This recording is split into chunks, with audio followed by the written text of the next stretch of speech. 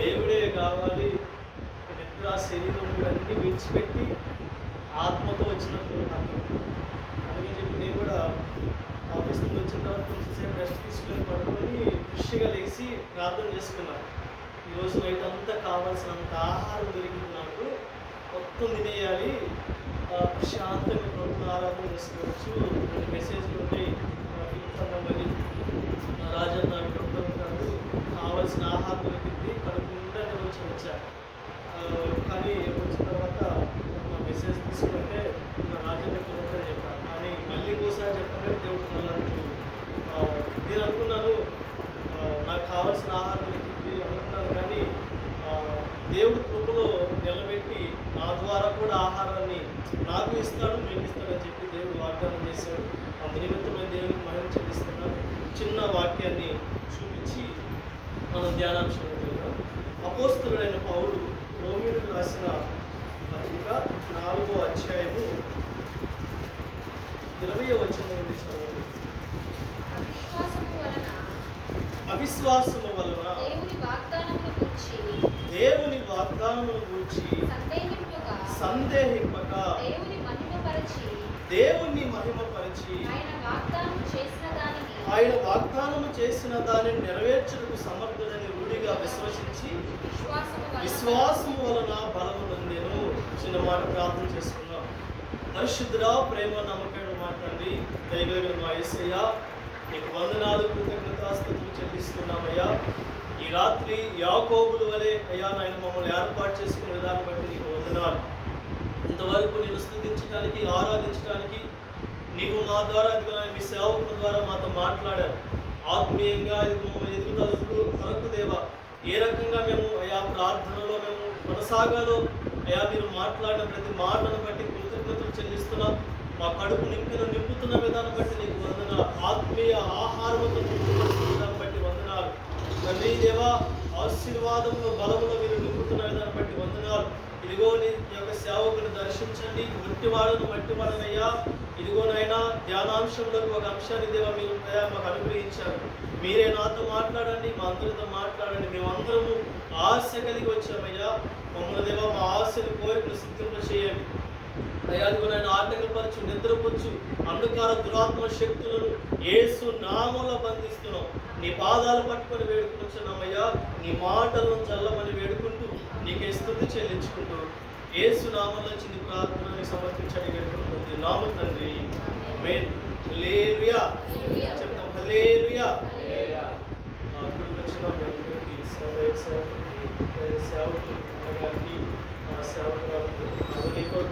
చెప్తున్నారు. చదువుకున్నాం కదా. ఇక్కడ మరి ఒకసారి నేను చదువుతాను, గమనించండి. ఒక మంచి విషయాన్ని మీకు జ్ఞాపకం చేసి నేను కూడా జ్ఞాపకం చేసుకొని మన పాఠాన్ని నేర్చుకొని మనం ముందుకు మాట్లాడుకుందాం. అవిశ్వాసము వలన దేవుని వాగ్దానమును గూర్చి సందేహింపక దేవుని మహిమపరచి ఆయన వాగ్దానము చేసిన దానిని నెరవేర్చుటకు సమర్థుడని రూఢిగా విశ్వసించి విశ్వాసము వలన ఏం పొందుకున్నాడంట? బలం. గమనించండి ప్రియులారా, ఇక్కడ తన భక్తుని ద్వారా అబ్రహాము శారాల గురించి దేవుడు మాట్లాడుతున్నాడు. ఏంటంటే దేవుడు అబ్రహాముకి శారాకి వాగ్దానం చేశాడు.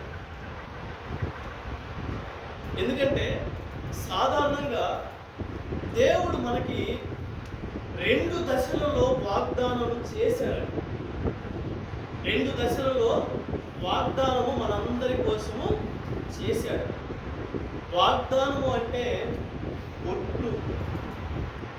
ఒట్టు అంటే దానికి ఉండేది లేదు, ఖచ్చితంగా చెయ్యాలి, చేస్తాను అని దేవుడు అందరికీ ముందుగానే ఒట్టు పెట్టాడు. ఆ 2 దశలు ఏంటంటే, మొదటి దశ బాప్తిసము తీసుకోక ముందు దశ, మారు మనసు పొందక ముందు దశ. రెండో దశ ఏంటంటే మారు మనసు పొంది పాప క్షమాపణ నిమిత్తము బాప్తిసం తీసుకొని యేసుక్రీస్తు రక్తములో కడగబడి ఆయన రాజ్యంలో చేర్చబడిన దశ. ఈ 2 దశలను బట్టే దేవుడు మనందరికీ వాగ్దానాలు చేశాడు. ఎందుకంటే రక్షణ పొందక ముందు దశలో ఏమి వాగ్దానాలు చేశాడంటే, మత్తయి సువార్త మీరు చదువు ఎవరొద్దు, అందరికీ తెలిసిన వాక్యాలే జ్ఞాపకం చేస్తారు. దైవ సేవకుల యొక్క పని ఏంటంటే అక్కడ ఉన్న వాక్యాన్ని మర్చిపోతారేమో నా పిల్లలు అని చెప్పి జ్ఞాపకం చేసుకోవడానికి. నా ప్రియమైన సంగమా, మత్తయి సువార్త 11వ అధ్యాయము 28వ వచనంలో, ప్రయాసపడి భారం మోస్తున్న సమస్త జనులారా నా యొద్దకి రండి అని చెప్పి దేవుడు పిలుస్తున్నాడు. ఎవరిని పిలుస్తున్నాడంటే, ఎవరైతే రక్షణ పొందుకోలేదో, దేవుణ్ణి త్రోసివేస్తున్నారో అన్య జనాంగాన్ని దేవుడు పిలుస్తున్నాడు. నా యొద్దకు రండి, నా యొద్దకు రండి అని చెప్పి దేవుడు పిలుస్తున్నాడు. వస్తే ఏం జరిగిందంట? చదవండి, మత్తయి సువార్త 11:29 చదవండి. చదవండి. నేను సాత్వికుడను కనుక నీ మీద నా కాడిని ఎత్తుకొని నా యొద్దకు నేర్చుకుని అప్పుడు మీ ప్రాణములకు విశ్రాంతి కలుగు చేయడానికి ఈ మొదటి మాట నిమిత్తమే ఆయన పిలుస్తున్నాడు. ఏమండి, అన్య జనాంగానికి ప్రాణం మీద విశ్రాంతి ఉండదు. ఏదో నడుస్తుంది, ఈ మాయ జీవితంలో మాయమైపోతున్నారు, ఏదో అలా జరిగిపోతుందనే కానీ వాస్తవ ప్రపంచం గురించి తెలియదు. అలాంటి బిడ్డలకు దేవుడు పిలిపేందంటే, మొదట మీరు నా దగ్గరికి రండి, మీకు విశ్రాంతిని కలుగు చేస్తాను. ఈ వాగ్దానము రక్షణ లేని వాళ్ళకి రమ్మని రక్షణ నిమిత్తము పిలుస్తున్నాడు. రక్షణ పొందుకున్న వాళ్ళకి కొన్ని కోణాల్లో ఉపయోగపడింది. రెండో వాగ్దానం ఏం చేశాడంటే, రక్షణ పొందక ముందు వాగ్దానం ఏం చేశాడంటే, పెంతెకొస్తు దినంలో ఇశ్రాయేలు బిడ్డలు అక్కడ ఉన్నప్పుడు ఒక అద్భుతం జరిగింది. మీ అందరికీ తెలుసు, అపోస్తల కార్యాల్లో ఉంటాడు. అక్కడ మంచి ఒక నడిపింపు ఏంటంటే, అక్కడ శిష్యులందరూ దేవుడు చేసిన వాగ్దానాన్ని బట్టి పట్టుకొని, దేవుడు వాగ్దానం చేశాడు కదా, ఆయన ఆత్మను మా మీద కుమ్మరిస్తారని చెప్పి అక్కడ ఉన్న వాళ్ళందరూ ప్రార్థన చేస్తున్నారు. 10 రోజుల నుండి అందరూ ఒక గుంపుగా కూడుకొని ఆ మేడగది మీద ఉండి, ఏమండి ఈ రాత్రి మనం ఏ రకంగా చేస్తున్నామో అదే స్థితిలో ఆ దినాన అపోస్తులందరూ క్రమంగా కూర్చొని దేవునికి మొరపెడుతుంటే పరిశుద్ధాత్ముడు అగ్ని వలె వాళ్ళ మీదకి వచ్చినప్పుడు వాళ్ళందరూ ఏం చేశారంటే, అనేక విధాలమైన అనేక జనాంగ ఏదైతే భాషలు ఉన్నాయో, అంటే మనుషులు మాట్లాడే భాషలే. ఎందుకంటే ఆ పెంతెకొస్తు దినమున అక్కడ ఏం జరిగిందంటే, మన దేశంలో అయితే వేరే దేశాల్లో ఇశ్రాయేలు బిడ్డలు వాళ్ళందరూ ఆ ఆచార ప్రకారం అక్కడికి వచ్చి కలుసుకుంటారు, అక్కడ ఆ పండుగను జరుపుకుంటారు. ఆ రకంగా అందరూ కలిసి వచ్చినప్పుడు వీళ్ళందరూ ఏం చేస్తున్నారంటే, వాళ్ళకు అర్థమయ్యే భాషలో ప్రవచిస్తున్నారు. వీళ్ళేమో ఇక్కడ ఉన్న అక్కడ వచ్చిన వాళ్ళందరూ ఏమో ఆశ్చర్యపోతున్నారు. వీళ్ళు మా దేశానికి రాలేదు, మా ప్రాంతానికి రాలేదు, వీళ్ళు చదువుకోలేదు, ఏమీ లేదు, ఇక్కడే ఉన్నారు, మా భాషను నేర్చుకోలేదు. కానీ ఇది ఒక అద్భుతం జరుగుతుంది. ఇది ఒక అద్భుతం. ఇది మనిషి ద్వారా, మనిషి బలము ద్వారా జరిగేది కాదు, ఇది దేవుని శక్తి అని వాళ్ళు గుర్తుపట్టారు. నా ప్రియమైన సంగమా, వాళ్ళు ఏం వాళ్ళందరూ అన్ని జనాంగమే, దేవుని తెలుసుకున్న వాళ్ళే, దేవుని గురించి ఎరగిన వాళ్ళే. కానీ దేవుని శక్తి నడిపించబడుతుందని చెప్పి వాళ్ళు గ్రహించారు. కానీ కొంతమంది ఉంటారు కదా, వీళ్ళు మద్యం తాగించి ఏదో వదులుతున్నారు అని చెప్పారు. కానీ పేతురు గారు రోషం కలిగి నిలబడి ఏ మాట చెప్తారు తెలుసా? ఏ వేళ ప్రవక్త ద్వారా ప్రవచించబడిన వాగ్దానం మీకు గుర్తులేదా? అంత్య దినములలో నా ప్రజలందరి మీద పరిశుద్ధాత్మను కుమ్మరిస్తాను, నీ పిల్లలు బిడ్డలు అందరూ ఇదిగో కలలు కంటారు, ప్రవచిస్తారు అని చెప్పి ఆ వాగ్దానం మీరు చదవలేదని చెప్పి చిన్న మాట అండి, చదువుకుంటే 2 నిమిషాలు ఉంది, కానీ 5 నిమిషాల సువార్త చేశారు. ఆ వాగ్దానం తీసుకుని ఆ సువార్త చేయగానే అక్కడున్న ప్రజలందరూ పొడవబడ్డారు. దేని నిమిత్తం పొడవబడ్డారంటే వీళ్ళు చదువు లేదు, మా ప్రాంతానికి రాలేదు, కానీ వీళ్ళు దేవుని శక్తితో నడిపించబడుతున్నారని చెప్పి గ్రహించారు. రెండోది ఏంటంటే ఆ దేవుని శక్తి నాకు కావాలని చెప్పి వాళ్ళు కోరుకున్నారు. కాబట్టి వాళ్ళు తర్వాత ఏం అడుగుతున్నారంటే, వాళ్ళ శిష్యులు అడుగుతున్నారు, ప్రజలందరూ మేమేం చేయాలంటే, అప్పుడు అంటాడు పేతురు గారు, మీరు మారు మనస్సు నిమిత్తమై యేసుక్రీస్తు పరిశుద్ధ రక్తములో మీరు కడగబడితే పాపక్షమాపణ నిమిత్తము మీరు పరిశుద్ధాత్మ పొందుకుంటారు కూడా అని చెప్పి దేవుడు మాట్లాడాడు. నా ప్రియమైన సంగమా, దేవుడు ఈ 2 వాగ్దానాలు చేశాడు రక్షణ పొందక ముందు. ఎందుకంటే మొదటిది, నా యొద్దకు రండి, మీకు విశ్రాంతిని కలుగు చేస్తాను. రెండోది ఏంటంటే, మీరు నా యొద్దకు వస్తే మీ పాపముల నిమిత్తం మిమ్మల్ని కడిగివేసి నా రాజ్యంలో నిలబెట్టుకొని పరలోకానికి వారసులుగా చేస్తానని చెప్పి పిలుస్తూ ఉన్నాడు. మీకు దండం పెట్టి చెప్తున్నాను, ఎవరైనా రక్షణ లేకపోతే రక్షణ పొందుకోండి. ఎందుకంటే మనం చూస్తున్నాం దినాలు ఎలా ఉన్నాయంటే, బైబిల్లో 100కి 100, 100కి 100, 100కి 100% కొళ్ళు పోకుండా జరుగుతున్నాయి. నా ప్రియమైన సంగమా, ఇది మనుష్యులుగా పరిశుద్ధులుగా ఉన్న వాళ్ళు ప్రతి ఒక్కరూ జ్ఞాపకం చేసుకోవాల్సిన, ఏమండి ఏదో బ్రతికేము కదా బ్రతికేమని కాదు, కానీ పరిస్థితులు అర్థం చేసుకుంటూ ఉండాలి. బైబిల్ గ్రంథంలో ఉన్న వాక్యాన్ని కోడ్ చేసుకుంటూ మన జీవితాన్ని నడిపించుకుంటూ ఉండాలి. నా ప్రియమైన సంగమా, జరుగుతున్నాయి మధ్య ప్రాంతంలో జరుగుతున్నాయి. అన్నగారు మధ్యాహ్నం బోధించారట, దాని నిమిత్తం కూడా రాకడ నిమిత్తము కొన్ని సిద్ధపాట్ల నిమిత్తం ఆ విషయంలో కూడా మనం జ్ఞాపకం చేసుకుంటూ ఉండాలి, వాక్యాన్ని ధ్యానించుకుంటూ ఉండాలి. ఈ 2 వాక్యాలే రక్షణ పొందక ముందు మేము ఏం చేయాలంటే, నాకు అది కావాలి, ఇది కావాలి, అది కావాలి, ముందు దేవుని వాక్యంలో కడగబడాలి, దేవుని రక్షణలోకి రావాలి. ఏమండి అప్పుడు బైబిల్లో ఉన్న వాగ్దానాలు అన్నీ నీకే. ఇప్పుడు మొదటి దశ ఏంటంటే, రక్షణ పొందక ముందు దేవుడు ప్రామిస్ చేశాడు, ఒట్టు పెట్టాడు. ఏంటంటే, నువ్వు రక్షణ పొందాలబ్బాయి, నీకు విశ్రాంతి లేదు, నీకు విశ్రాంతి లోకంలో దొరకదు, నా ఎద్దకు వస్తేనే నీకు విశ్రాంతి దొరుకుతుందని చెప్పి దేవుడు ప్రమాణం చేశాడు. ఆ ప్రమాణంలో అందరూ నిలబడాలి. ఇప్పుడు రక్షణ పొందాక దేవుడు వాగ్దానాలు చేశాడు. గమనించండి, 4-5 మాటలు చెప్పి నేను ముగిస్తున్నాను. నా జీవితంలో నేను కోట్ చేసుకుంది, ఎందుకంటే కొన్ని వాక్యాలను నా జీవితంలో వచ్చే పరిస్థితులను అన్నిటినీ నా బుక్లో రాసి పెట్టుకొని నాకు ఒక అలవాటు ఉంది. దేవుడిచ్చిన వాగ్దానాలను ఎత్తి పట్టుకొని ప్రార్థన చేసి అడగటం, దేవునికి జ్ఞాపకం చేయడం నాకు అలవాటు. అది నా ప్రభు నేర్పించాడు. నా బలమో లేక నా శక్తి కాదు, కానీ అదే విషయాల గురించి నేను ఎప్పుడు ఆలోచిస్తూ ఉంటాను. ఎందుకంటే నా డౌట్ ఏంటంటే, ఇన్ని వాగ్దానాలు చేశాడు నా కోసం, కొన్ని వేలు వాగ్దానాలు చేశాడు. రక్షణ పొందక ముందు 2 వాగ్దానాలు చేశాడు, అది దాటి నేను వచ్చాను. రక్షణ పొందాక అనేక వాగ్దానాలు చేశాడు. ఏంటంటే, నీ జీవితంలో ఎదుర్కొంటున్న ప్రతి పరిస్థితికి ముందుగానే దేవుడు ఒట్టు పెట్టాడు. ఒట్టు అంటే చేస్తాను, రెండోది లేదు అని. అది ఏదైనా పరిస్థితి ఏదైనా సరే, నీవు ఆకలితో ఉన్నావా, ఆహారం లేని పొదుపుతో ఉన్నావా, ఆహారం తినలేని పరిస్థితుల్లో ఉన్నావా, దానికి దేవుడు వాగ్దానం ముందుగానే చేశాడు. ఏంటంటే, నీ గంపయు పిండి పిసుకుని తొట్టియు దీవింపబడును అని చెప్పి వాగ్దానం ఒట్టు పెట్టాడు ముందుగానే. రెండోదిగా మంచి గోధుమలతో కొండ తేనెలతో నిన్ను తృప్తి పరుస్తానని చెప్పి వాగ్దానం చేశాడు. నా ప్రియమైన సంగమా, నీ గానుగులో నుండి నీరు ద్రాక్షారసము పొర్లి పారును అని చెప్పి వాగ్దానం చేశాడు. ఇవన్నీ వాగ్దానాలు ఒట్టు పెట్టాడండి, చేస్తానని ఒట్టు పెట్టాడు. నీకు సమృద్ధినిస్తాను, దాచబడిన ధనాన్ని నీకు ఇస్తానని చెప్పాడు.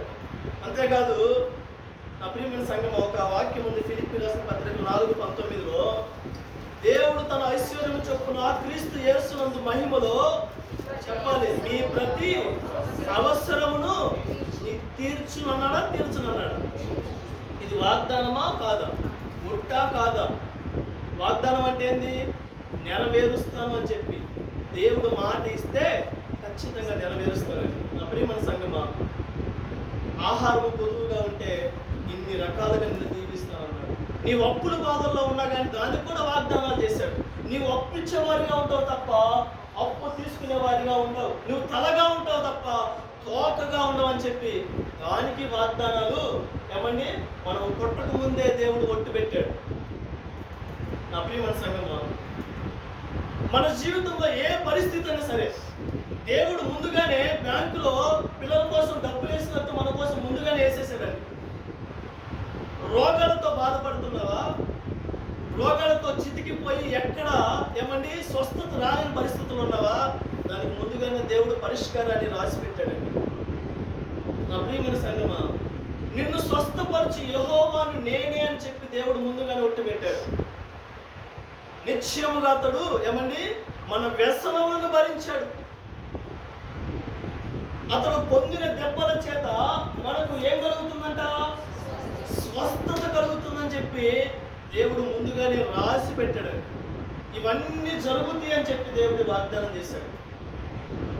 నా ప్రియమైన సంగమా, మన జీవితంలో ఏ ప్రశ్న అయినా సరే, ఏ సమస్య అయినా సరే, ఒకవేళ శత్రు భయంతో మనం భయపడుతున్నామా? చాలా మందికి ఒక భయం ఉంటుంది. ఏమండి ఉద్యోగంలో ప్రమోషన్ రాకుండా ఆపివేస్తాను ఒక భయం, లేకపోతే నా బిజినెస్ అనేది అభివృద్ధి పొందకుండా నాశనం చేస్తానని చెప్పి ఒక భయం, దురాత్మలతో ఒక భయం, ఏమండి నా ఇంటి వారు నన్ను ముంచివేస్తానని చెప్పి ఒక భయం, భయాలతోటి ముందుకు నడుస్తూ ఉన్నారు. దానికి కూడా దేవుడు ఒట్టు పెట్టాడండి. ఏందో తెలుసా నా ప్రియమైన సంగమా, నీ శత్రువు ఒక త్రోవ గుండా వస్తే 7 త్రోవల గుండా పారిపోయే విధంగా దేవుడు చేస్తానని చెప్పి దేవుడు ముందుగానే ఒట్టు పెట్టాడు. నా ప్రియమైన సంగమా, జ్ఞాపకం చేసుకో, ఆయన మాట ఇస్తే ఖచ్చితంగా చేస్తానని చెప్పి దేవుడు వాగ్దానం చేశాడు. ఒక మాట చెప్పాడు, ఆ మాట నాకు ఎంతో ఇష్టం అండి. నిన్ను ముట్టుకున్నవాడు నా కన్నుగుడ్డును ముట్టుకున్నట్టే అని చెప్పి, అది ఎంత మాట అండి. నీ మీద చెయ్యేసిన వాడు నా మీద వేసినట్టు అంత మాట. అది ఎంత మాటని, ఎంత వాగ్దానం నీ పట్ల రాసి పెట్టున్నాడు తెలుసా దేవుడు. నీ జీవితంలో ఏ పరిస్థితి అయినా సరే నువ్వు కోడ్ చేసుకో, దేవుడు ముందుగానే వాగ్దానం ఉండదండి. నా ప్రియమైన సంగమా, ఒకవేళ జ్ఞానం పొదువుగా ఉంది నాకు అని చెప్పి దేవుని దగ్గరికి వెళ్ళామనుకో, బాధపడుతున్నామనుకో, ఏమండి దానికి కూడా వాగ్దానం ఇచ్చాడు. జ్ఞానమును అనుగ్రహించే వాళ్ళను నేనే, నీకు జ్ఞానమును అనేక విధాలుగా అనేక విధాలుగా నిన్ను తలగా పెట్టేవాడిని నేనని చెప్పి జ్ఞానాన్ని ఇచ్చే పొదువుగా ఉంటే నన్ను అడుగు అని చెప్పి దేవుడు వాగ్దానం చేసేది. వాగ్దానం కాదా? వాగ్దానమేనండి. నా ప్రియమైన సంగమా, ఒకవేళ గర్భఫలం లేని పరిస్థితుల్లో ఉన్నామా, వడ్రాడిగా మనం ఉన్నామా, దానికి కూడా వాగ్దానం చేశాడు. నేను నీకు సంతానం ఇస్తాను అని చెప్పి వాగ్దానం చేశాడు. నేను నీ సంతానమును అభివృద్ధి పరుస్తానని వాగ్దానం చేశాడు. నేను నీకు పుట్టిన వారిని నేను ఆశీర్వదిస్తానని వాగ్దానం చేశాడు. నువ్వు ఏ పరిస్థితి అయినా సరే, ఏ ఇబ్బంది అయినా సరే, ఏదైనా సరే దేవుడు ముందుగానే వాగ్దానాలు గుర్తు పెట్టుకుంటూ వచ్చాడు. ఇవన్నీ నా ప్రియమైన సంగతి. ఒకవేళ అసలు మీరు ఏదైనా సరే నీకు వచ్చిన ప్రతి సమస్యను తీసుకొచ్చినా కానీ ముందుగా వాగ్దానం చేశాను. నువ్వు విధమురాలుగా ఉంటే నిన్ను సృష్టించిన వారికి నీకు భర్త అయి ఉన్నాడని వాగ్దానం చేశాడు. నీ పక్షాన నేను వ్యాజ్యమాడతానని వాగ్దానం చేశాడు. నీ పిల్లలకు నేను తోడై ఉంటానని వాగ్దానం చేశాడు. సమాధానం లేకపోయినా కానీ దేవుడు వాగ్దానం చేశాడండి. దానికి కూడా దేవుడు ముందుగానే రాసి పెట్టున్నాడు, నిన్ను ధైర్యపరచు వారిని నేనే అని. ఒకవేళ నీకు అన్యాయం జరిగినా సరే, ఏమండి దానికి కూడా వాగ్దానం చేశాడు. ఏం చేశాడు తెలుసా? నీ పక్షాన్ని నేను ఏమండి వ్యాజ్యం ఆడతాను, న్యాయ ప్రకారంగా నేను నడిపిస్తానని చెప్పి దేవుడు వాగ్దానం చేశాడు. ఒకవేళ పిల్లల విషయంలోకి వచ్చినా కానీ దానికి కూడా వాగ్దానం చేశాడు. నీ పిల్లల మాట వింటలేదా? నీ పిల్లలు నీ మాట వినకుండా నిన్ను త్రోసివేస్తున్నారా? దేవుడు దానికి కూడా ముందుగా రాశాడు. నీ నోట ఉంచిన నా మాటను నీ పిల్లల నోట నుండి నీ పిల్లల నోట నుండి తప్పిపోదని వాగ్దానం చేశాడు. ఇవన్నీ వాగ్దానాలు ఏమండి ఎవరి కోసం దేవుడు ఒట్టు పెట్టాడు.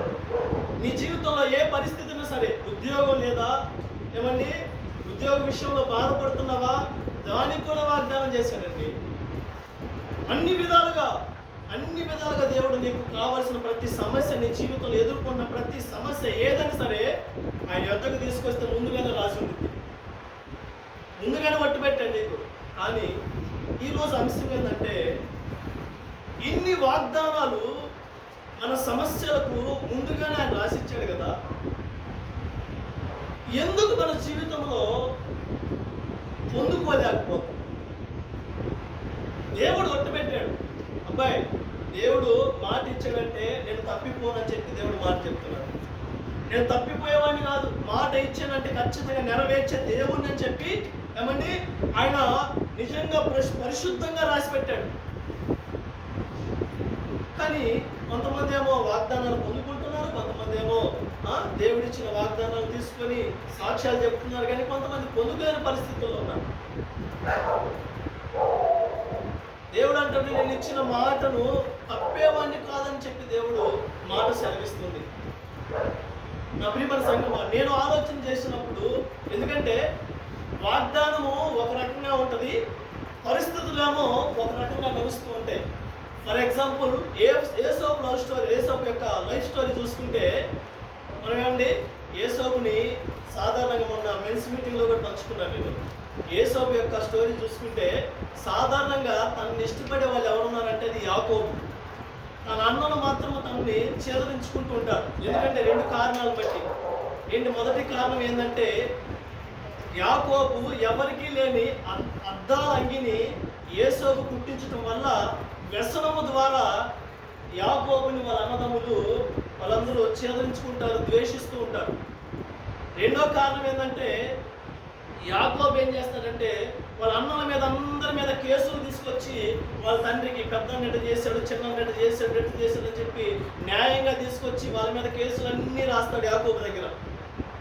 దాన్ని బట్టి అన్నలు ఏసోబు అంటే ఇష్టం ఉండదు.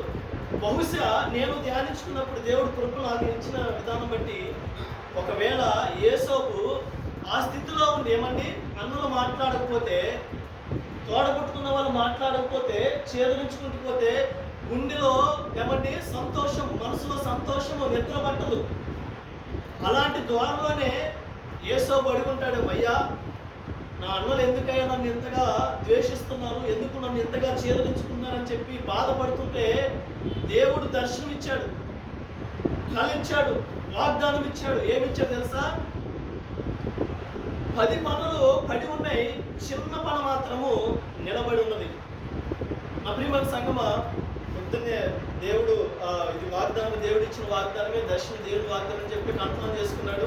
అన్నం దగ్గరకు వచ్చేసి మాట్లాడుతున్నాడు, అన్న నాకు ఇట్లా దర్శనం వచ్చిందని చెప్పి, దర్శనం వస్తే ఆ దర్శనం ప్రకారము అన్నలకు చెప్తుంటే చెప్పు అని చెప్తే, అప్పుడు అన్నలు అంటారు, చిన్న పెద్ద లేకుండా నీకు మేము కాలు మొక్కాలా, నీ ఎదుట మేము కాలు మొక్కాలని చెప్పి ఆ విషయంలో కూడా అన్నలు యాకోబును దూషిస్తారు, ఏసోబును దూషిస్తారు. ఏసోబు అనుకుంటాడు, ఇదిగో అన్నలు ఇది దేవుడి యొక్క వాగ్దానము మనుషుల ద్వారా ఏర్పాటు చేయబడింది కాదని చెప్పి దేవుడు వాగ్దాన్ని మనసులో పెట్టుకున్నాడు, వాళ్ళ అన్నలు మనసులో పెట్టుకున్నారు.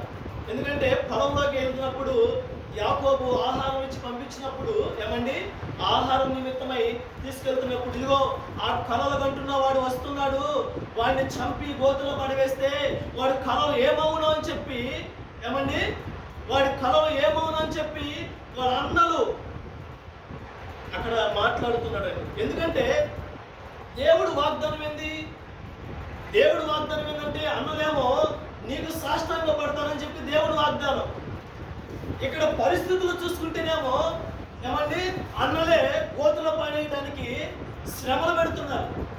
మన జీవితంలో కూడా ఏమండి ఎన్నో వాగ్దానాలు వస్తాయి. ఎందుకంటే నీవు అప్పిచ్చేవారిగా ఉంటావు, కానీ మన బ్రతుకులు చూసుకుంటేనేమో ఎక్కడ అప్పులు దొరికితే వెతుకుతున్నావు. ఏమండి నీవు ఆరోగ్యంగా ఉంటావు, నిత్యము ఆశీర్వదించబడతావంటే మన జీవితాలు చూసుకుంటేనేమో అనారోగ్యంతో కుంగిపోయి ఏమండి హాస్పిటల్లో పడిపోయే స్థితిలో ఉంటాం.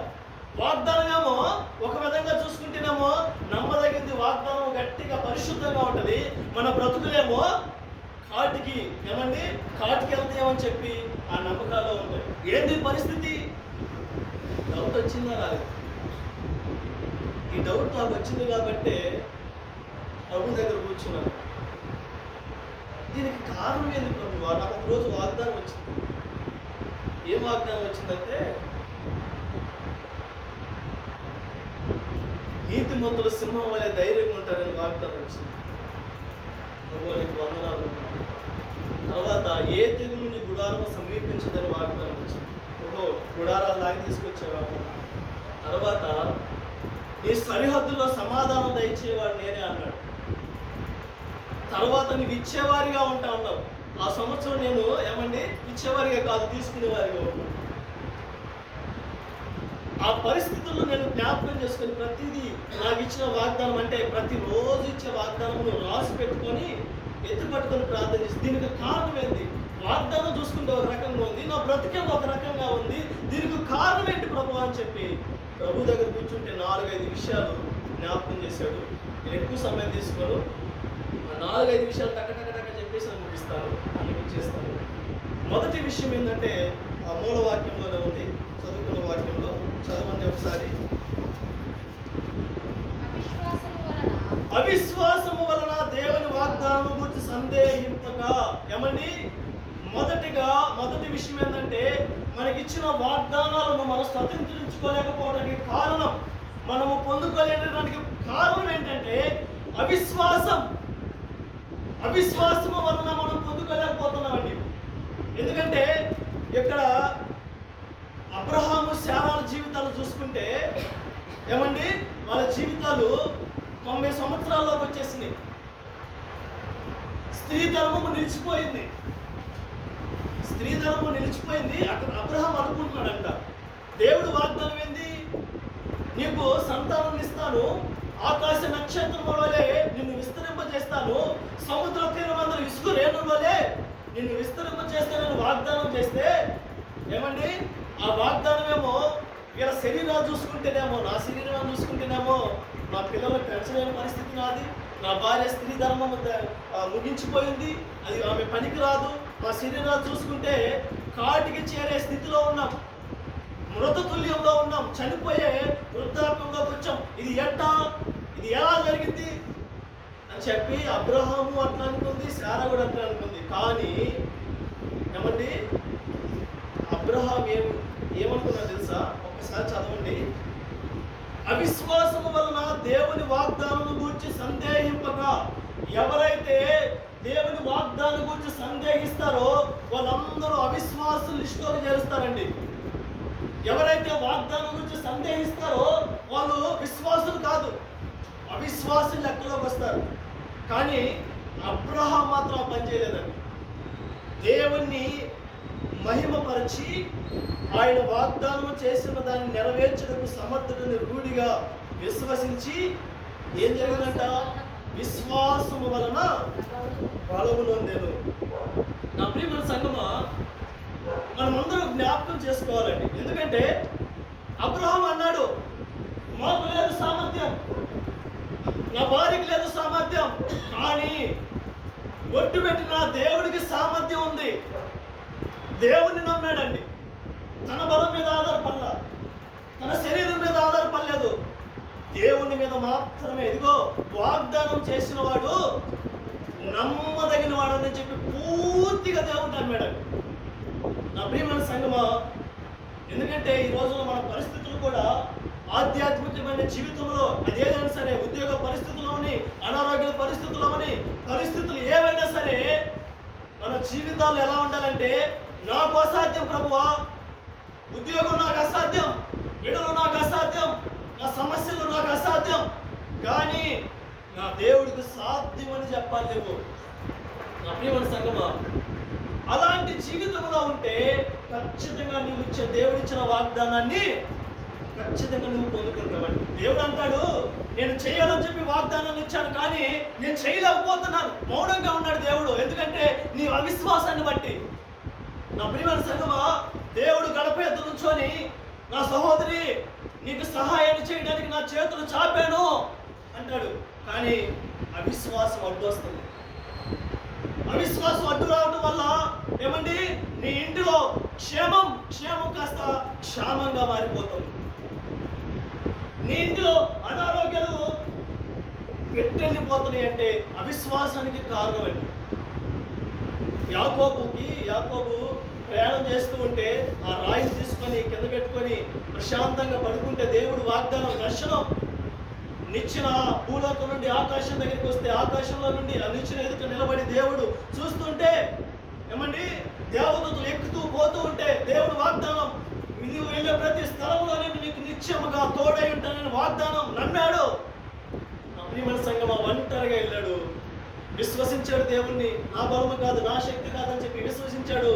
వస్తూ మందలు వేసుకుని వచ్చాడు. ఒంటరిగా వెళ్ళాడు, కానీ ఒంటరిగా రాలేదండి. నా ప్రియమైన సంగమా, దేవుని యొక్క విశ్వాసం కలిగి ఉంటే, అవిశ్వాసం మందలో కాకుండా, దేవుడు నాకు అసాధ్యం నా దేవుడు సాధ్యపరుస్తాడని చెప్పి నువ్వు విశ్వసిస్తే దేవుడు ఖచ్చితంగా చేస్తాడు. నా ప్రియమైన సంగమా, నీకు వాగ్దానం రావచ్చేమో, నువ్వు అనుకుంటావేమో, నా జీవితం పట్ల ఈ వాగ్దానాన్ని ఎందుకు ప్రభువా నెరవేర్చట్లేదంటే మొదటి కారణం అవిశ్వాసాన్ని బట్టి దేవుడు చేయలేకపోతున్నాడు. రెండో కారణం చూసుకుంటే ఒక మాట జ్ఞాపకం చేస్తాము. అదే విషయంలో రోమీయులకు రాసిన పత్రిక 4వ అధ్యాయంలోనే 19వ వచనంలో, ఎందుకంటే ఆ వచనాన్ని అతడు విశ్వాసమునందు బలహీనుడు కాక ప్రమారమి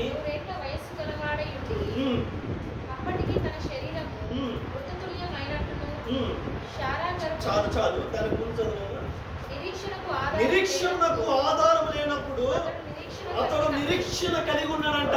ఏమండి, నిరీక్షణకు ఆధారం లేదంటే నా ప్రియమైన సంగమా, ఇప్పుడు నేను ప్రశాంత్ని అప్పడిగాను, లేకపోతే మిమ్మల్ని అప్పడిగాను, వాడు నాకు ఇంక గడపల్లా, నాకేమో పరిస్థితులు వచ్చేసింది. ఎవరిని చూసుకున్నా కానీ ఎక్కడ అడిగి ఏమండి అలసిపోయాను, ఇంకా ఎక్కడ దిక్కు లేదు. ప్రభు దగ్గరికి వచ్చాం. ప్రభు దగ్గరికి వస్తే ప్రభు దగ్గర కూర్చొని, ప్రభువా ఇంక నాకు దిక్కు లేదు ప్రభువా, నీవే నా దిక్కు, ఎటు చూసుకున్నా ఇక నేనే ఇవ్వాలి ప్రభువా. ఏమండి, నా జీవితంలో ఎప్పుడంటే కొన్ని పరీక్షలు పెడతా ఉంటాం మా కుటుంబాలు. నేను ఒక చెల్లి దగ్గర, ఒక సిస్టర్ దగ్గర మా నాన్నగారు కొంత అమౌంట్ తీసుకుంటే ఆ సిస్టర్ నాకు ఫోన్ చేసి, అన్న నాకు ఒక వారంలో అమౌంట్, మా బంధువుల ఇంటి ఎదురే ఉంటుంది, అమౌంట్ కావాలని చెప్పి అడిగితే నేను అన్నాను, ఎంతో ఏ టైంలో కావాలంటే ఒక వారంలో ఖచ్చితంగా నాకు కావాలని చెప్పాను. నేను అన్నాను, ఖచ్చితంగా వారంలో నీ చేతిలో ఉంది, నా దగ్గర పైసా లేకపోతే ప్రభు దగ్గర పాదాల దగ్గర ప్రార్థన చేసి ఆయనకు అప్పచెప్పి నేను ప్రశాంతంగా తిరుగుతుంటే సమయం వచ్చేసింది. ఒక వారము సమయం వస్తే నేను ప్రశాంతంగా ప్రార్థన చేసుకుంటూ ఆఫీస్కి వెళ్తూ వచ్చేస్తుంటే నా పక్కన మా కొన్నేళ్ళు నాకు జ్ఞాపకం చేశాను. అన్న, రేపు అక్కకి డబ్బులు ఇస్తానని నువ్వు మాట ఇచ్చావు కదా, నువ్వేంది ప్రశాంతంగా ఎవరు అడగట్లేదు, లేకపోతే ఎవరి దగ్గర తీసుకురావట్లేదు, ఏంటన్నా నేను అన్నాను, ప్రభు కప్ప చెప్పావు కదా, ఆయన చూసుకుంటూ వెళ్ళే, నువ్వు సైలెంట్గా ఉంటూ నువ్వేందుకు కంగారు పడుతున్నావు అని చెప్పి ఆయనకి చెప్పిన తర్వాత, ఏమండి, ఆయనకి చెప్పిన ప్రార్థన చేసిన తర్వాత ఇంకా తిరిగి చూడకూడదు. ఆయన ఖచ్చితంగా చేస్తాడు అని మాట ఇచ్చాడు నాకు, ఆయన ఎంతో చేసుకుంటాలే, నువ్వు ఎందుకు కంగారు పడుతున్నావు చెప్తే ఆ తెల్లారి ఫోన్ వచ్చింది, అయ్యా నీ అప్పు నీ బాధ అది మొత్తం ఎవరో మీ నాన్నగారు తీర్చేశాడు, మా నాన్న కూడా చెప్పలా, నేను మా నాన్న తీసుకున్నాయే, ఆయన కట్టేసి వెళ్ళిపోయాడు, ఆ చెల్లికి నువ్వు ఇస్తా అన్నావు కదా, నువ్వు ఇస్తా అని చెప్పి ఉండగా నేను కట్టేశాను, నాకు చెప్పలేదు అంటే మా తమ్ముడు అన్నాడు, దేవుడు చెప్పలేరా నాన్నకి, నేను మాట్లాడలేదు. ఇలాంటి కార్యాలండి. నిరీక్షణకు ఆధారం లేదు. ఏమండి, నా దగ్గర డబ్బు లేవు, నా దగ్గర మనుషులు ఎవరు లేరు, నాకు ఆధారం ఎవరంటే దేవుడు మాత్రమే. నిరీక్షణకు ఆధారం లేనప్పుడే నమ్మటమే నిజ విశ్వాసం. అబ్రహాము కూడా నా జీవితంలో నడిచాడండి. మృతతుల్యంలో కాటికి చేర్చబడిన శరీరాలతోటి నేను పెంచలేను, కానీ నా దేవుడు పెంచుతాడు. నేను కనలేను, కానీ నా దేవుడు ఖచ్చితంగా సహాయం చేస్తాడని చెప్పి 100 సంవత్సరాల్లో కొడుకుని అన్నాడు. నా ప్రియమైన సంగమా, నేను దేవుడు సహాయం చేయాలనుకుంటున్నాడు, ఉద్యోగం ఇవ్వాలనుకుంటున్నాడు, కానీ అవిశ్వాసము వలన లేట్ అవుతుంది. ఇది మార్చుకుంటే ఖచ్చితంగా దేవుడు నీకు నాకు దేవుడు సహాయం చేస్తాడు. రెండోది ఏంటంటే, దేవుడు వాగ్దానం చేసిన దానిని నెరవేర్చడానికి ఆయనకు జ్ఞాపకము చేయకపోవడం. అంటే దీన్ని ప్రార్థన బలిపీఠం మీద లేమి, ప్రార్థన తక్కువ అయిపోవడం వల్ల. నా ప్రియమైన సంగమా, దేవుడి వాగ్దానం ఏంటంటే, నేను వాక్యం చూపించను కానీ మీకు తెలుసు, దేవుడి వాగ్దానము అబ్రహాము చేశాడు. ఏమని చేశాడు? నీ సంతానాన్ని నేను దీవిస్తాను, ఇసుకలు లేని వాళ్ళకి విస్తరింపజేస్తానని చెప్పి దేవుడు వాగ్దానం చేసిన ఆ బిడ్డ ఎవరైనా ఇస్సాకు ఉన్నాడు కదా, ఇస్సాకుకి పిల్లలు లేరండి. ఇస్సాకుకు పిల్లలు లేరు. తన భార్య అడుగుతుంది, ఏమండి మీ తండ్రికి వాగ్దానం చేస్తానన్నావు కదా, 20 సంవత్సరాల పిల్లలు అవుతుంది, 12-15 సంవత్సరాలు అవుతుంది పెళ్ళి, ఏరి పిల్లలు అని చెప్పి భార్య అడుగుతుంటే ఇస్సాకు అంటాడు, నిజమేనమ్మాయి, మా తండ్రికి వాగ్దానం చేశాడు, ఇసుక రేణుల వల్లే చేస్తానని చెప్పి నన్ను ఆ మరణ పడకల నుండి, ఆ బలి నుండి విడిపించి గొర్రె పిల్లలను ఏర్పాటు చేసుకుని వాగ్దానం చేశాడు నా తండ్రికి. ఏమండి, వాగ్దానం నెరవేర్చబడాలంటే వాళ్ళ పిల్లలు పుట్టాలి, అబ్రహాం పిల్లలు పుట్టాలి, ఇస్సాకు పిల్లలు పుట్టాలి, యాకోబు పిల్లలు పెట్టే పిల్లలు కాస్త ఇంతమంది అవ్వాలి. కానీ వాగ్దానం చేసిన ఆ యొక్క తండ్రి కుమారునికి పిల్లలు లేనప్పుడు వాగ్దానం ఎట్లా నెరవేర్చబడింది? కానీ చదువుకుందాం, చూపిస్తాను. ఆదికాండం 25వ అధ్యాయము, త్వరగా ముగిస్తాను సమయం. ఆదికాండం 25వ అధ్యాయము 20వ వచనం నుండి చదవండి. ఇస్సాకు నివసించు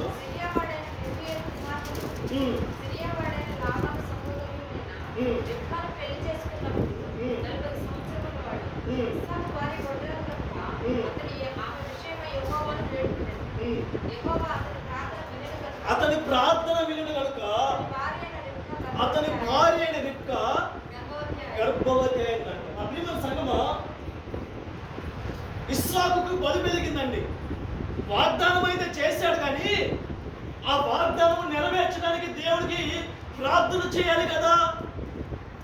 వాగ్దానం అయితే పొందుకున్నాడు, కానీ ఆ వాగ్దానాన్ని దేవుడు చేయమని చెప్పి దేవుడిని అడగాలి కదా అని చెప్పి ఇస్సాకు బలి వెలిగితే, ఇస్సాకు అప్పుడు వెళ్ళి, నా ప్రభువా, నా తండ్రికి వాగ్దానం చేశావు కదా, ఆ వాగ్దానం నెరవేర్చు ప్రభు అని చెప్పి ప్రార్థన లేమిలో ఉన్న బలిపీఠాన్ని ప్రార్థనతో కట్టాడు. కాబట్టి ఏమండి, యాకోబు ఏశావును పెట్టారండి. నా ప్రియమైన సంగమా, చాలా మందికి వాగ్దానాలు తెలుసు, వాగ్దానాలు తీసుకోవడం తెలుసు, కానీ ఆ వాగ్దానాలు నెరవేర్చడానికి గల ప్రార్థన లేమి ఉండటం వల్ల, ప్రార్థనలో ఏమండి పోరాటం అనేది లేకపోవటం వల్ల దేవుడు వాగ్దానం చేశాడు, అడగండి మీకు దయచేస్తానన్నాడా? చాలాసార్లు రాపించాడండి, మీరు అడగండి నేను ఇస్తానని చెప్పి, తట్టండి తీస్తాను, అడుగు ప్రతి వాడికి నిత్యముగా పరిశుద్ధాత్మని మీకు దయచేస్తానని చెప్పి ఏమండి అడిగే వాళ్ళకి ఇస్తానన్నాడా? అడగే వాళ్ళకి ఇస్తానన్నాడా? వాళ్ళు ప్రార్థన చేస్తుంటేనే జవాబును పొందుకున్నారండి. నా ప్రియమైన సంగమా, ఎందుకంటే సాధారణంగా ఒకవేళ నేను ప్రశాంతిని అప్పడిగాను, దీనికి ఒక చిన్న ఎగ్జాంపుల్ చెప్పి ముగిస్తాను. అప్పడిగాను, నన్ను అడిగాడు అప్పు, ఏమడిగాడంటే, నేను వచ్చే నెలలో కోచింగ్ జాయిన్ అవుతున్నానన్నా, ఒక 10,000 డబ్బులు కావాలి, వచ్చే నెలలో ఆ తారీఖు నాకు కావాలని చెప్పి నన్ను అడిగాను. నేను అన్నాను, ఆ తారీఖు కదా నేను ఖచ్చితంగా సిద్ధపరిచి ఇస్తాను, నువ్వు ఆ టైం అడుగు ఇస్తానులే అన్నా. రాను రాను టైం అయిపోయింది. ఆ టైం దగ్గరికి వచ్చింది. ప్రశాంత్ నా దగ్గరికి వచ్చి రోజు చర్చికి వస్తున్నాము వెళ్తున్నాము కానీ ఆ టైం వచ్చింది కానీ నన్ను అడగల. నన్ను అడగకపోతే సాధారణంగా మనిషి ఏమనుకుంటాడు, నన్ను అడగలేదంటే ఒకవేళ తన అవసరం లేదేమో, తనంత ప్రత్యేకమైనదేమో కాదేమో, లేకపోతే ఎక్కడన్నా దొరికినాయేమో, అంతకుమించి డబ్బు ఎక్కువ దొరికిందేమో అని చెప్పి నేను మనిషిగా అనుకున్నా. ఏమండి, మాట అయితే ఇచ్చా, వాగ్దానం అయితే ఇచ్చాను, కానీ ఏమండి నన్ను అడగలేదుగా. నేను అడిగితే ఏమండి తీసుకొచ్చి ఇస్తాను, లేదంటే నా డబ్బులు నా దగ్గర ఉంటాయి అని చెప్పి, నా వాగ్దానం నా దగ్గర చెప్పి కామ్గా ఉంటాడు దేవుడు. నా ప్రియమైన సంగమా, ప్రార్థనలు ఏమండి చాలా మందికి వాగ్దానాలు తెలుసు, కానీ ఆ వాగ్దానాలు నెరవేర్చబడే ప్రార్థన చేయలేకపోతున్నారు. నా ప్రియమైన సంగమా, ప్రార్థనలు కూడా ఎలా చేయాలంటే ఏదో విశ్వాసం లేని ప్రార్థన కాదు, సగం విశ్వాసం కాదు. ప్రార్థన ఎలా అంటే, నీవు ప్రార్థన చేయనప్పుడు దేనికోసమైతే ప్రార్థన చేస్తున్నావు నమ్మకంతో జరిగినవని ప్రార్థన చేయాలంట. నీ ఉద్యోగం కోసం ప్రార్థన చేస్తావు, అయ్యా నాకు ఉద్యోగం ఇవ్వయ్యా, మా నాన్నను మార్చయ్యా, నాకు బిడ్డలు ఇవ్వయ్యా, అయ్యా నాకు ఆరోగ్యాన్ని ప్రభావం ప్రార్థన చేయటం కాదు, నాకు ఇచ్చిన ఆరోగ్యాన్ని బట్టి నీకు స్తోత్రం అయ్యా, నాకు ఇచ్చిన ఉద్యోగాన్ని బట్టి నీకు స్తోత్రం అయ్యా, నాకు ఇచ్చిన బిడ్డలను బట్టి నీకు స్తోత్రం అయ్యా అని చెప్పి ఏమండి ఆ స్తోత్రాలు చెల్లించే విశ్వాసాన్ని బట్టి, నమ్మకత్వాన్ని బట్టి ప్రార్థనలో ఏమండి దేవుడు అప్పుడు అనుకుంటాడు, వీడేంది నేను ఇవ్వకుండానే ఇచ్చినందుకు స్తోత్రాలు చెల్లిస్తానని చెప్పి ఏమండి దేవుడు దేవదూతలను పంపిస్తాడండి. పంపించి చేసిరండి విశ్వాసం కనబరుస్తానని చెప్పి దేవదూతలను పంపిస్తాడు. నా ప్రియమైన సంగమా, రెండో విషయం ఏంటంటే, వాగ్దానాలు పొందుకోలేకపోవడానికి కారణం ప్రార్థన బలిపీఠం లేని, ప్రార్థనలో చేయలేకపోవటం అండి. ప్రార్థన పోరాటం అనేది లేకుండా పోవటం. ఏమండి ఆత్మను ఆర్పే విధంగా ఉండకూడదండి. ఆత్మను అభిషేకముతో మండుతున్న పదవలే మనం ప్రార్థన చేయాలి. మూడవది విషయం ఏంటంటే, ఏమండి పాపము వల్ల మనము వాగ్దానాలు పొందుకోలేకపోతున్నాం. పాపము వల్ల వాగ్దానాలు, దేవుడిచ్చిన వాగ్దానాన్ని పొందుకోలేకపోతున్నాం. దేవుడు అంటాడు, ఏమండి ఎన్నో విషయాలు మనకు ముందుగానే రాసి పెట్టాడు. ఆ అడ్వర్టైజ్మెంట్ వచ్చే విధంగా 24:15 ఒక అడ్వర్టైజ్మెంట్ చెప్పి లాస్ట్ ఏమంటాడు, షరతులు వర్తిస్తాయి అన్నట్టుగా వాగ్దానం ఇచ్చిన ప్రతి చోట దానికి ముందు మాట ఉంటుందండి. మీరు నా మాట ప్రకారం నడుచుకున్న ఎడల ఈ వాగ్దానం మీ జీవితంలో నెరవేర్చబడింది అని చెప్పారు. మనలో ఆ వాగ్దానాన్ని పొందుకుంటారు, కానీ దాని ముందున్న షరతులు మర్చిపోతారండి. దేవుడు అంటాడు, వాగ్దానాలు ఇచ్చావు కదా ప్రభువా, ఎందుకు నెరవేర్చదంటే, అడ్డమైన లేకపోతే నీచమైన పనులు చేసుకుంటూ వాడుకండి, నీచమైన పనులు చేసుకుంటూ వెళ్తుంటే నీకు వాగ్దానాలు ఇస్తానా అని చెప్పి దేవుడు ప్రశ్న చేస్తాడు. పాపం అనేది నీకు నాకు అడ్డుగా ఉంటే నీ వాగ్దానాన్ని నేను ఎలా నెరవేర్చుతానని చెప్పి దేవుడు మాట సెలవిస్తున్నాడు. ఇశ్రాయేలు బిడ్డలు ఏమండి చిన్న పట్టణాలు కొట్టుకుంటూ వెళ్ళారు, చిన్న పట్టణాలు యుద్ధాలు గెలుచుకుంటూ. ఏమండి 3వ అధ్యాయం యెహోషువ గ్రంథం, యెహోషువకి వాగ్దానం చేస్తాడు. ఏమని వాగ్దానం చేస్తాడు చెప్పాలి, ఏమండి వాగ్దానం చెప్పాలి, గుర్తుంది. పాట కూడా ఉంది కదండి.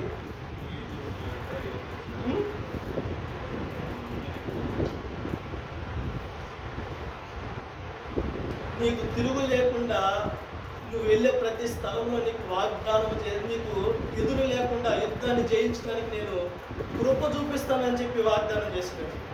నా ప్రియమైన సంగమా, కానీ 7వ అధ్యాయంలోకి వచ్చేదైతే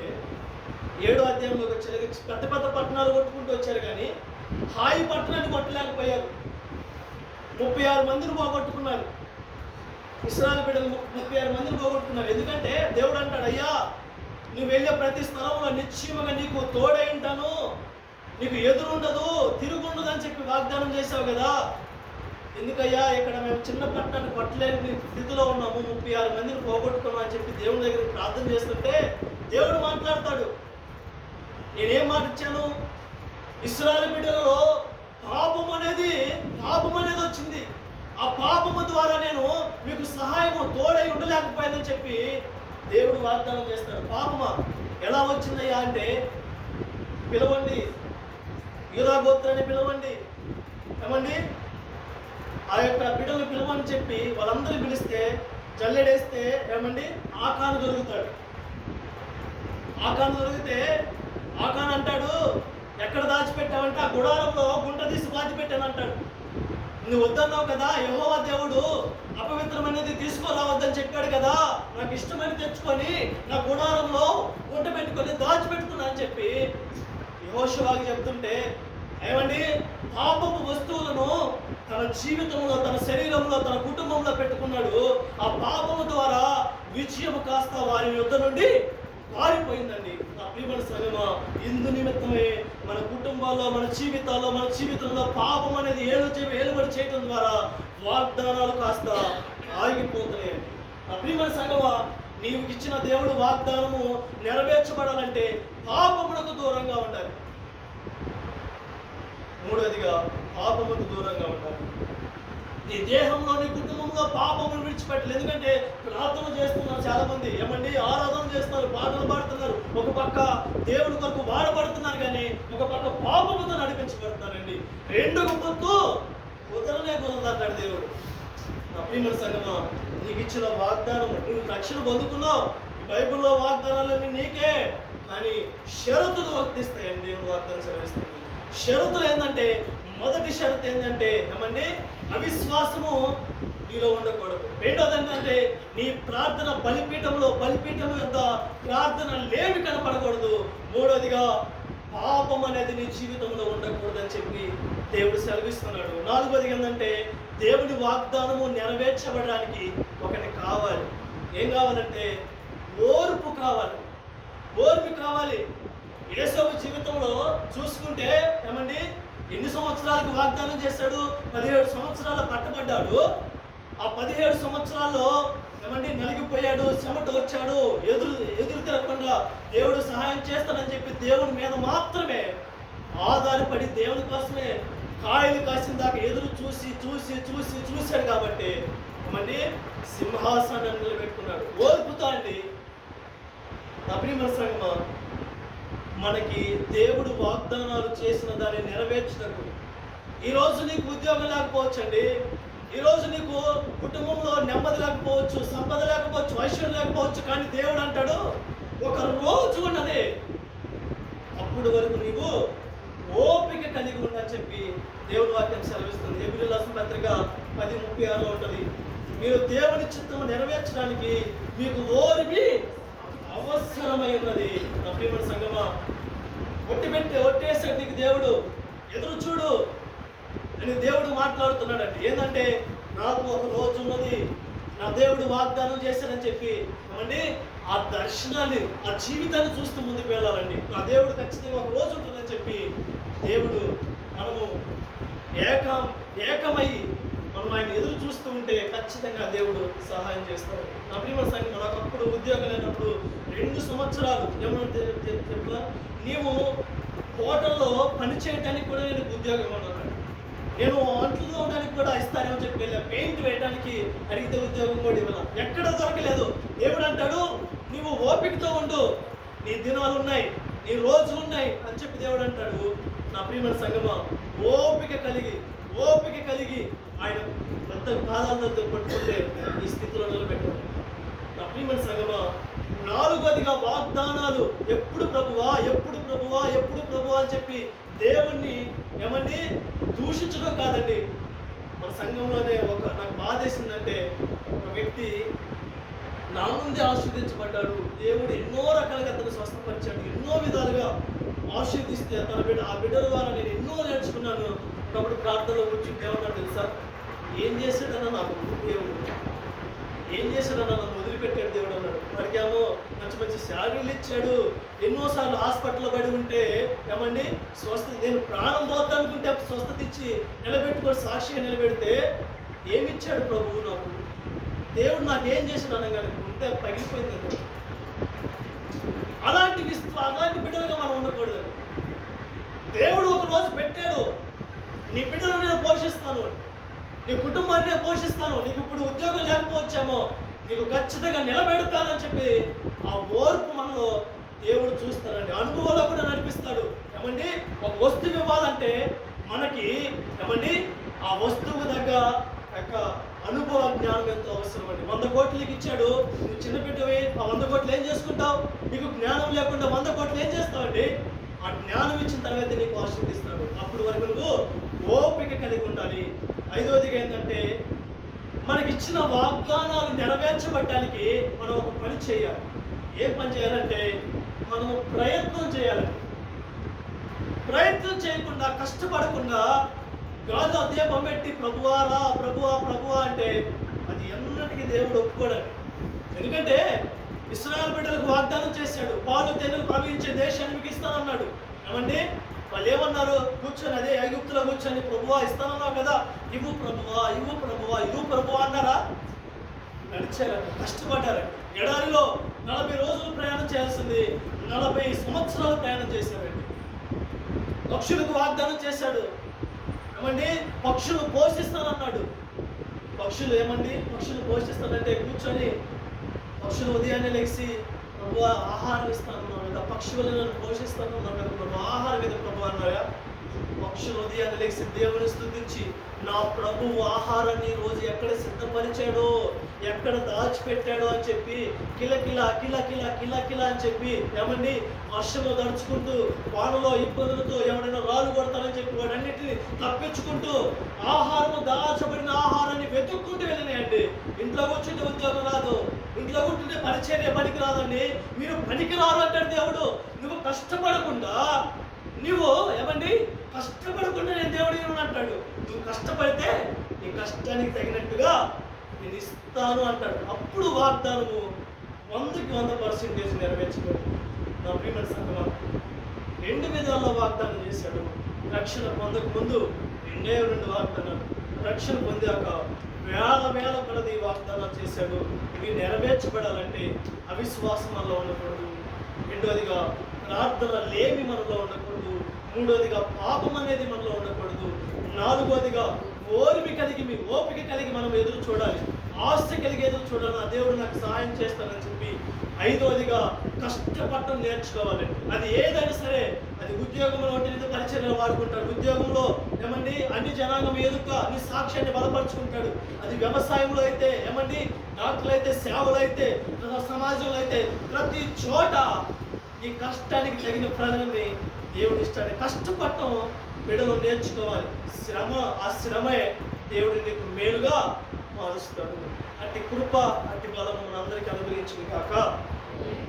దేవుడు ఇచ్చిన మాటను దీవించి ఆశీర్వదించుకుందాం. ప్రార్థన చేసుకుందాం. ప్రార్థన చేస్తాం.